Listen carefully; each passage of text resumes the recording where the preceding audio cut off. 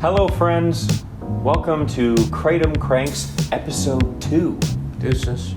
I am Nathan Luft. I'm with my co-host, Anders Lee here. Anders Lee here. Anders, how you doing? What you been cranking up to this week? What you been cranking on? I'm excited to be here tonight. I'm even missing the second Boston mayoral debate to be here tonight. I was going to watch that, but this is more cranktastic. Don't live in Boston. Not from there.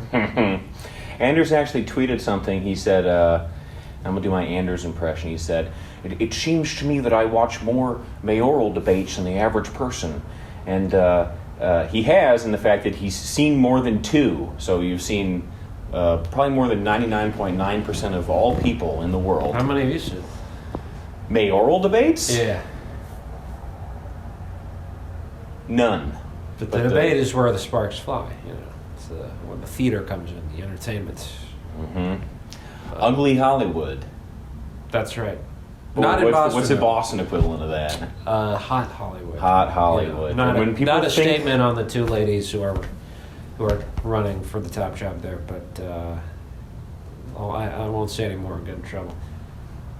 Can we have, if we can edit, Murph, if you can just edit this in post, of our eyes bulging out and then our tongues rolling out like the wolf guy. Yeah, that's why I can't watch. That's why we can't watch the Boston mayoral debate on camera, because we'll both get too horny, too horned up, and boners will just be like, yeah, making that noise, and it was like, we look back at the audio of the episode, and it's like, why all we hear is like a noise? Yeah, it lasts for like an hour. Yeah, it's nuts. Only Google the mayoral. Boston mayoral candidates after this episode, because this is Kratom Kranks. We do not advise that you watch this show while horny. No, because you'll want to claw through the screen. And us, which we're not sexual meat objects, we're people. I am. And you need all your brain power. You need all your blood going to your head. Take in this info we got you. Yeah. Look at him. He's got Boston mayoral pussy on the brain. Michelle Wu. Is someone you should vote for? I don't know which one's the good one. Michelle was a good one. Michelle, woo! And then our eyes start going. We got very good responses on episode 1. Thank you. Everyone. Yeah, thanks for watching. Yeah, we appreciate it. We got many thumbs up on YouTube. Did we get any thumbs downs? 0. That's what I aim for. Downs, and you better not fucking start with the thumbs downs. I would rather get 0 watches with 0 thumbs ups and 0 thumbs downs than I would a million watches with 100,000 thumbs ups and 5 thumbs downs. That's how fragile this ego is. And not just thumbs up, which is the lowest form of engagement after the view. The YouTube view. We got the highest form of engagement, which is a few subscribers, which you should do. Oh, yeah. And the second lowest of the highest forms of engagement, which is a comment. That spurred a new segment, which we're going to call, audience questions. So ask them if you got them. If you are a fan of the show, and we're still debating what they're called, they could be called crankers. Crankheads. Although I think heads is a little overused in terms of fans of things and people. My fans are Durslings. Durslings is good. Yeah. What would be mine? Luftites? Luftersons. Lufties. Lufties is good. Luftites sounds like it's like a Middle Eastern civilization. Luftites. Like I was hanging around with the Mesopotamians. Like the Mesopotamians, the Luftites. Yeah. Long lot, Hit me. This is from Kubilus on YouTube. Kubilus. Kubilus. 1 week ago. Really informative and fun. That's good. Here comes the question part. Quick question. What's the hangover of Kratom like? We got to see the good part But is there any downside other than the taste? I don't feel it that much because I'm addicted. But I have definitely overheard people being like, yeah, when I have Kratom, I can't do anything the next day. If you're someone who does it ever so often, then I would say be prepared to feel hungover the next day. But if you're somebody like me who feels that way anyway, like I feel exhausted at the beginning of the day, no matter what, basically, then that's just part of the life. Modern life nowadays, you wake up and you say, how much of this is just me feeling awful, right, versus Kratom? Because maybe I gave this man bad advice. I told him that there really is not a lot of a hangover with Kratom, except when you drink. When you drink, yes. Alcohol. Yeah.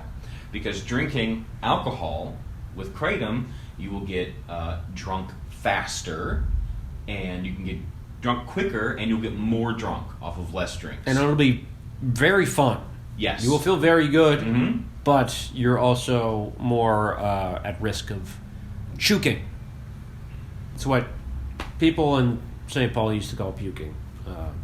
But some might argue that every negative side effect from Kratom is actually just the shitty world we live in. And that's what you're feeling, and not the chemical itself. Even the taste is just your ugly and rotten mouth. Your rotten mouth? Yeah. But when people think hangover, they're thinking alcohol hangover. They're thinking you're waking up from a partying night and you feel like awful. You feel like doo-doo, poo-poo, doo-doo. Different kind of hangover. Yes. It is not like that. You may wake up and you may feel a little groggy in the morning. You may feel a little off, but it is not an alcohol hangover. But with alcohol, your hangover actually can be worse. Right. If you don't watch it. When I was sort of in my early Kratom doing days, I did probably too much of it, like 2 days at night, and then the next early in the day, and it was too close together, and I threw up and I got constipated for a few days, and I had to take a stool softener. So, and this is another very important thing to remember about doing Kratom. There's what I call the Kratom shit window. So right after you take it, you're going to have to poop. And you have to take that chance to poop, because if you miss the window, then you're going to get constipated. So you got to get it out while you can. And you're going to feel like it feels like coffee, and it's related to coffee. So you got to poop until last train leaves the station, and it's.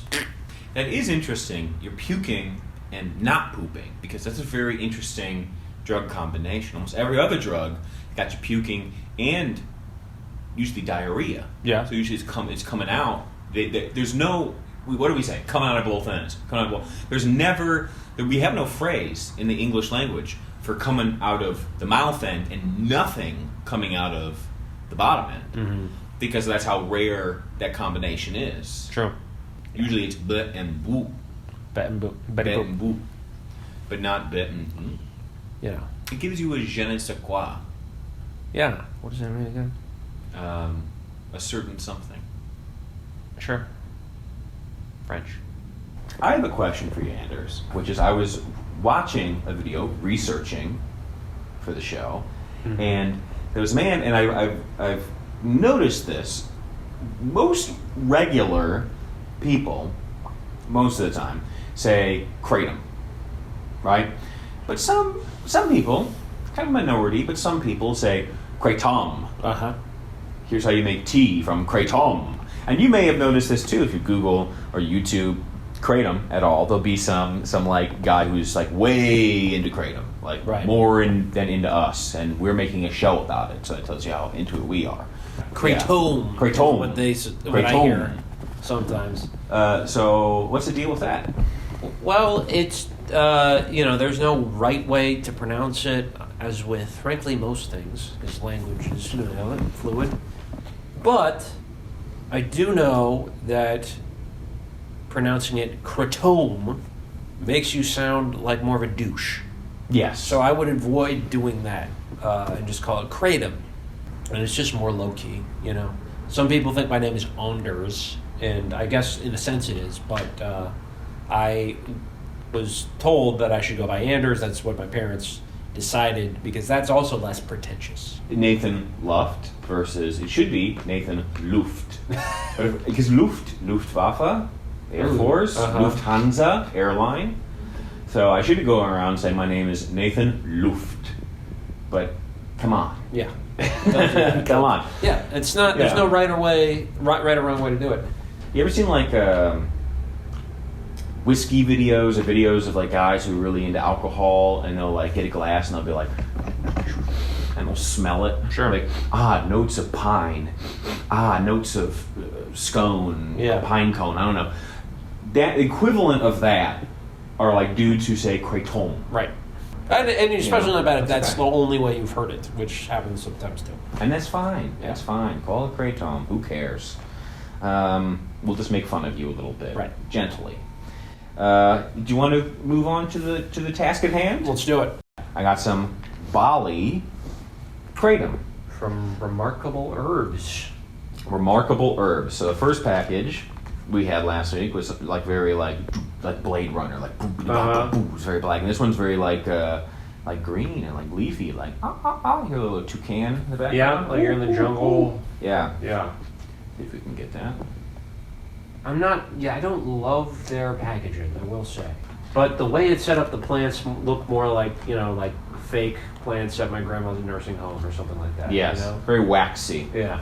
So to recap, okay, we're not going to go over. Go to the first episode for more of a exhaustive look of red, green, white, and then the different places. And all these episodes we're going to cover a little bit of it. This one is Bali Kratom, and it's a red vein. So again, to decode, that means that this Kratom is from Bali. It's from Bali, but that doesn't necessarily mean what it is. It is a red vein. Red is traditionally seen as a chilled. You're chilled out. You're relaxed. Get relaxed, kill your pain. It's a good painkiller. Mm-hmm. So Emotionally open. Different places have different characteristics. Maybe like a Bali red and a red Mangda or red Thai. Okay. Yeah. So maybe like a red Thai is like the most relaxing. It's like really you just get zoned out. Maybe a red Mangda has properties that are relaxing, but a little more of an upper. So you're relaxed, but you're a little more energized. So where it's from, it has different characteristics, but red is the main category. Right. And what are Bali's characteristics? Let's Google it. Of course, it doesn't say on the packaging. No, because you're not supposed to ingest it. You're not supposed to ingest it. I'm getting there. As a red vein variety, it tends to be very relaxing. So there you go. All reds relaxing. But we can learn more about Red Bali and see why it's unique because of different strains. They're really stretching the word count on this.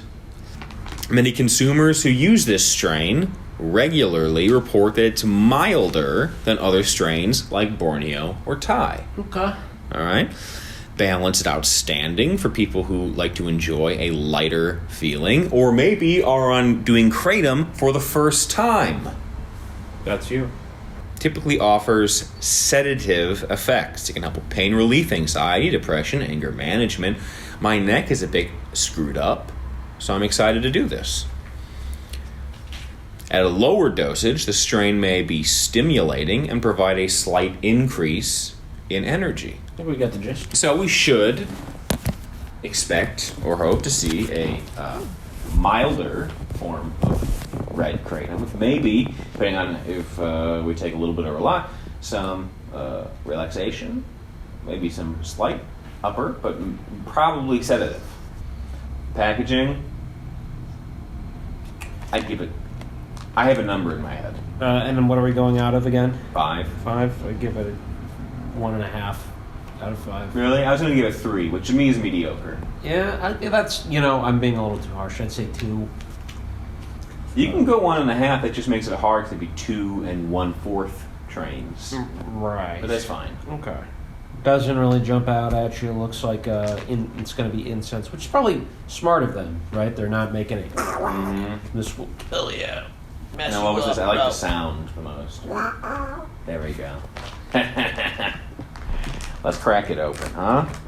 If you want an instruction guide of how to do the toss and wash, please go to episode 1. We have a wonderful little guide there.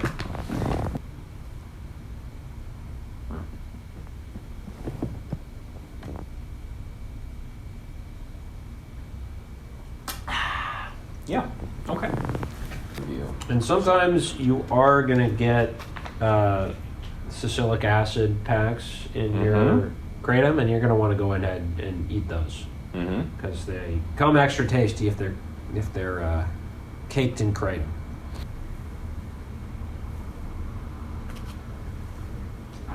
Ah, he didn't toss and wash right. Oh, he didn't do it right. Not enough water. Not enough water. Woo!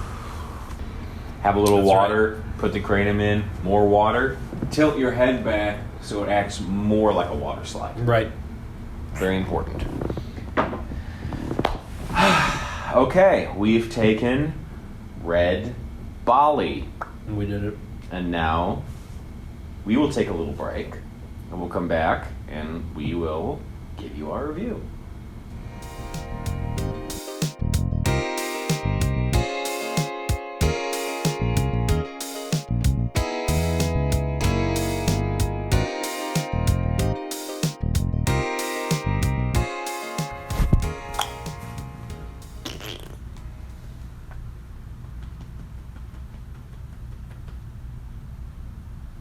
The Kratom Kranks are back. We're cranking after about a half an hour. Important news during the break. We just found out that John Hinckley Jr. is on Twitter. That he is. And Spotify. He unsuccessfully tried to assassinate President Ronald Reagan. Yeah. We have got that chemistry.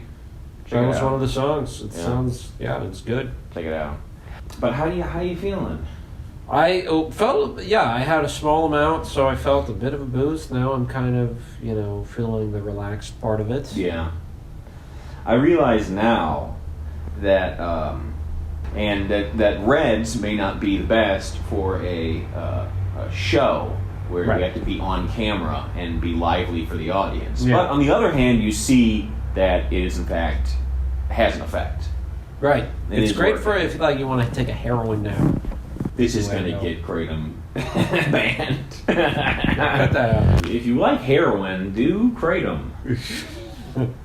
We are normal. Look at us. We're two normal guys. We're just chill and relaxed normal guys. So chillaxed. I would give the how high. Maybe 3-4 choo-choos. Yeah, give it a 3. Yeah.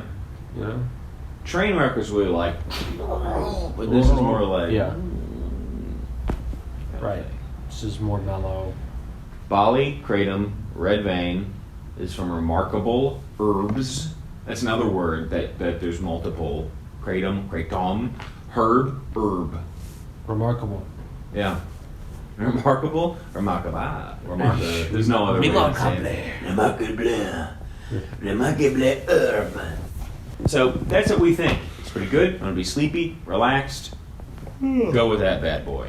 Second part of the show to kind of lead us out is we are going to do a little bit more Kratom, but we're not really reviewing the Kratom. We've already done that. We are going to review a way of doing Kratom. Delivery mechanism. A delivery mechanism of Kratom. It's pretty good. It's pretty good, isn't it? Yeah. Anders Lee. We were going to do tea. We got lazy. So we improvised, and I thought, let's try with hummus. Hummus and Kratom. This could be disgusting, but I had a real thought here. I don't know if it could. I think it pretty will be disgusting. Yeah.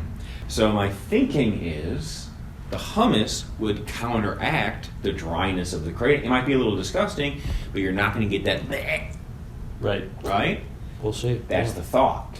Can we do the manga instead? Yes, you can do the Okay, manga. good. I need a little boost. Anders will be sleeping on my couch tonight if we do more red. Can they see? I thought this would be good. I'm not sure it'll be good. I went to the snack factory.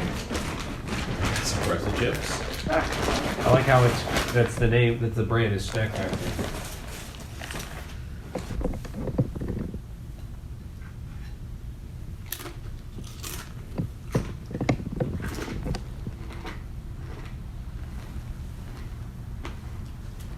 I really barely taste it. Not horrible. I can taste it. Okay, yeah, I can taste it. It's bitter. Like bitter hummus.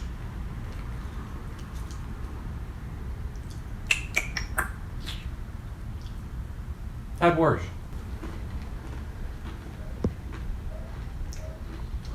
Again, if I said this was some sort of Mediterranean dip. I'd be like, Yeah. Yeah. And you're like, why is it bitter like this? And I look at you and go, eggplant. This is a thinking man's game. Right. Because anything I suggest, I have to eat too. So, What are the ways you can ingest it? that's not the worst. This concludes another episode of Kratom Kranks. I esteemed co-host Anders Lee. To all the crankers out there, all I gotta say is, keep cranking. Keep cranking. Keep cranking out, Franken.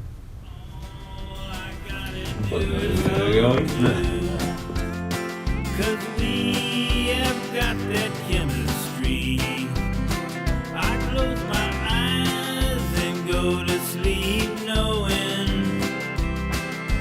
in the morning it's you I will see. Our hearts are true and darling we always show it. Cause we have got that chemistry.